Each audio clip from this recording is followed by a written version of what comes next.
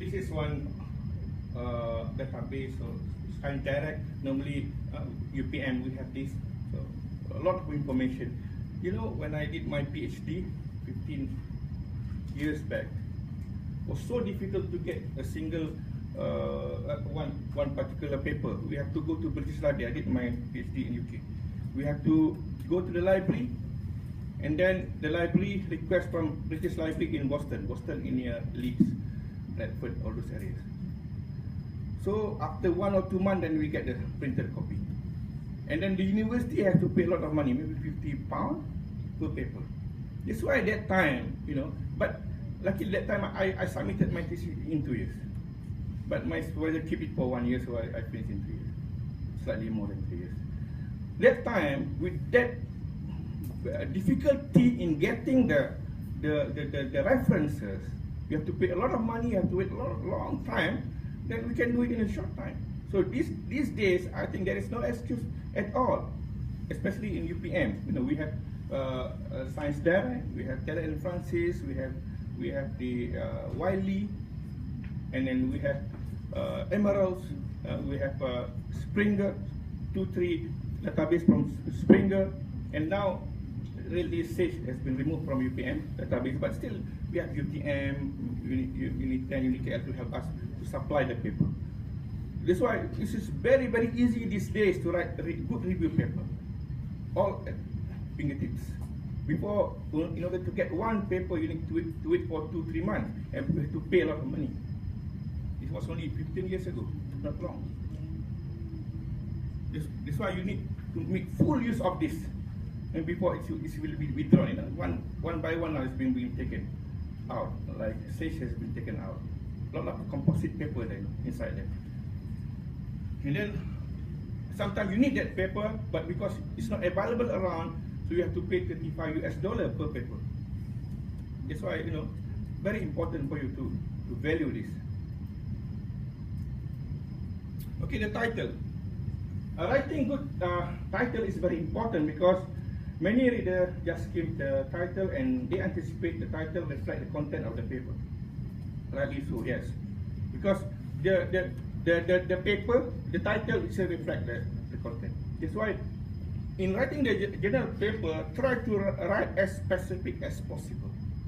You know, because nowadays so many people doing research in the same way. If you write mechanical property of thermoplastic composite, maybe 1,000 researchers doing the same work. You go for you go for specific thermoplastic. What is thermoplastic? Are you working with what? Is it PP? Be specific. If you work with maybe biopolymer, just try to be specific on biopolymer. What is the name? PLA. Yeah. This will save time for the reader even looking at the the abstract. Because why we need that? Because for the citation, people will cite your work. Maybe not so important at this stage, but some of us here lecturers, it's very important for us for work to be cited. Now there are 3 means, 3-4 means. One is researcher ID by Thomson Reuters. Well, that one we have to subscribe and then we have to feed the information. And it's very, very high quality, but it's not accessible easily. Only USM and Simlaya got that, or some other university. We don't have that. Even people generally accept the Scopus.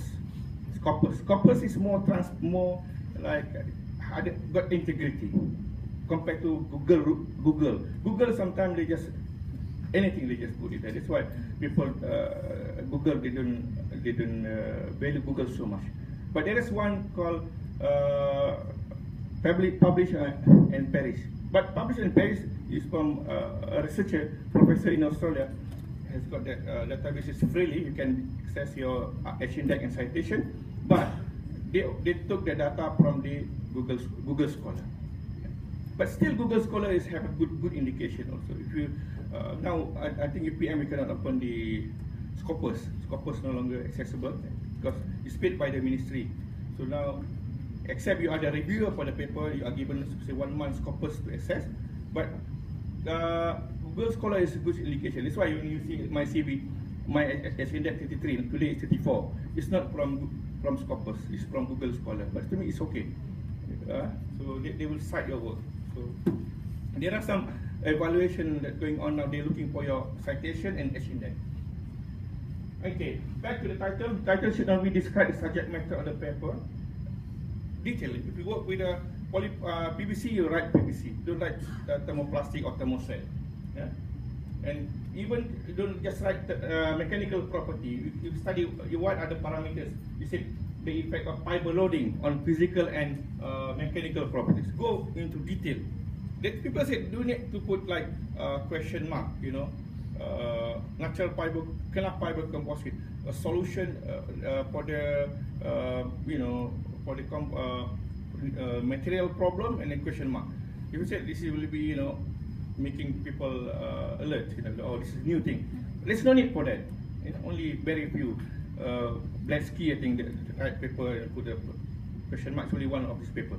There's no need for that, but in my opinion, to be very specific. Right?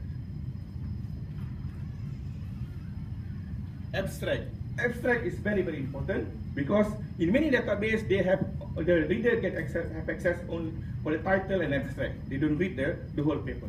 And when you want to do some search, also you will look at the abstract and also the title.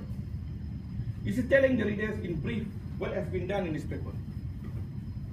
It should provide information of your research to other researchers who do not have access to the full paper. There is normally limits of words, maybe 250. So you have to. Good abstract should have the purpose, method, scope, result, and conclusion. This is a good abstract. But sometimes people focus more on result. They give some even figures, numerical figures, so to highlight, you know, okay, it is increased by how many %.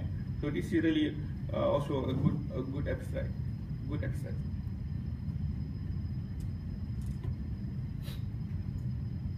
Okay, we move. Introduction. It should include a short background and significance of the topic being studied. This I have discussed earlier. For instance, the paper is concerned with mechanical property of kena composite. One or two paragraphs describing the natural fiber composite may be appropriate. More general. The nature of problem being addressed and the reason for carrying out should be given. Then the relevant recent publication in the area should be critically reviewed and how it is related or different from the current work. You must highlight that.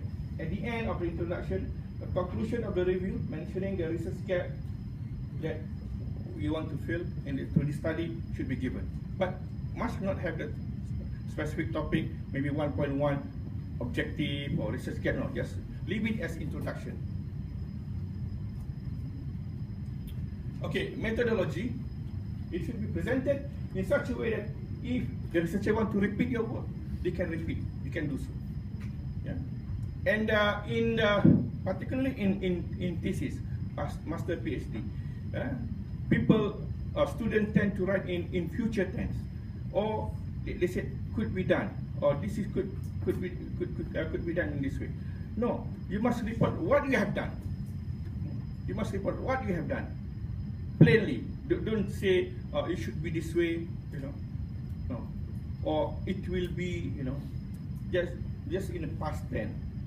Past tense, because you have done the work. Sometimes you can use present tense, but in that one is if there is a common knowledge, you can write in present tense. But never shouldn't write in future tense.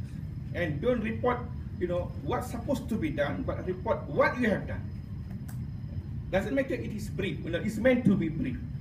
Okay, I would say that introduction is big section, methodology small, design discussion big section, and then conclusion small. Yeah. Converge, diverge, converge, diverge. That is the way. Doesn't matter if your methodology is short, because the journal also doesn't like you write too long about methodology. Sometimes methodology is written in smaller font. In the journal, you will observe, you know, methodology is presented in a smaller font in the journal. That's why they don't want to people focus more on methodology. But the purpose of methodology is that people will be able to repeat your work. This is the main thing. Step by step, what material you use, what is the the equipment that you use, and then what is the step. But if you work on, say, design, maybe slightly different approach, or social science, maybe slightly different approach. You don't use material and method, you may use the methodology for that.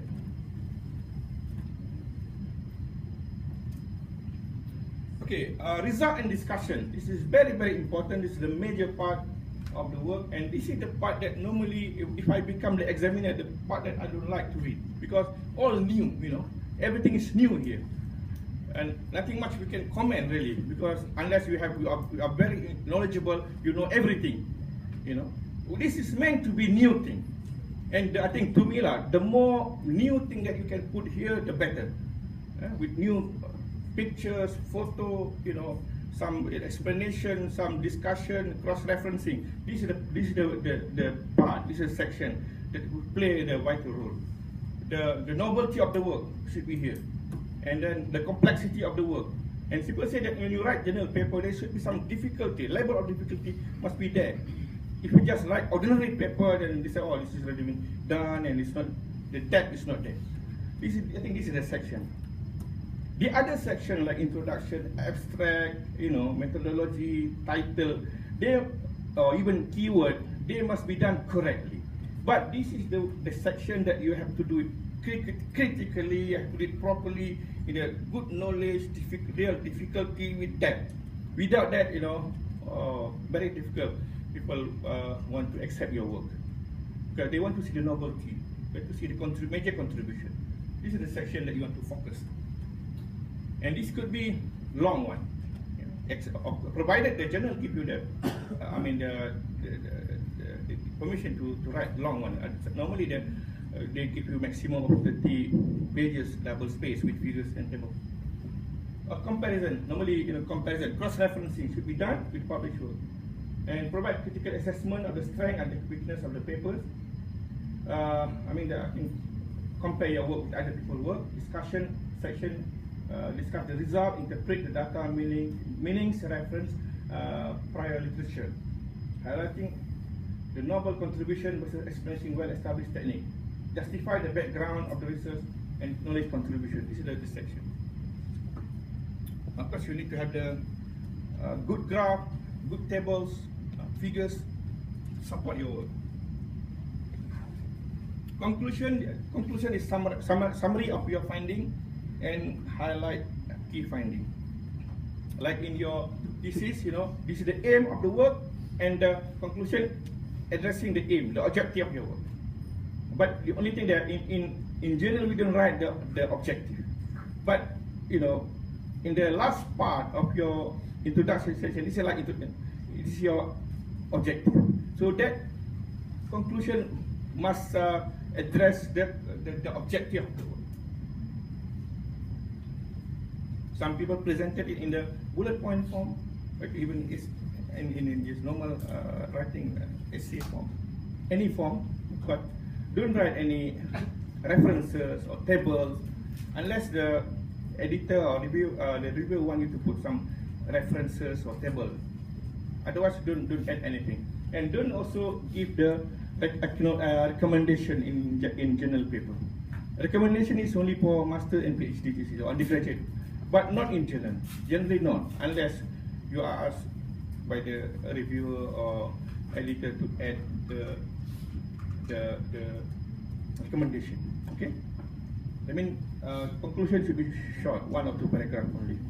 Don't go beyond it. The length of conclusion normally about the same length with the abstract. Okay, figure and tables.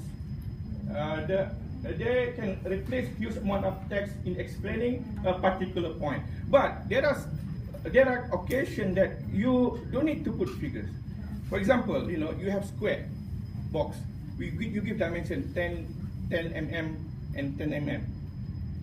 Do you need to put that in the form of figures to Javid? Just mention it's a square with a 10 times. That's all. That's why when you provide the figure, do it intelligently. You need to have figures or not. You need to have the table or not. There's some detail about this, but I think in the short presentation I will not be able to give you the detail how to write table as well, how to prepare a table. all figures and tables should have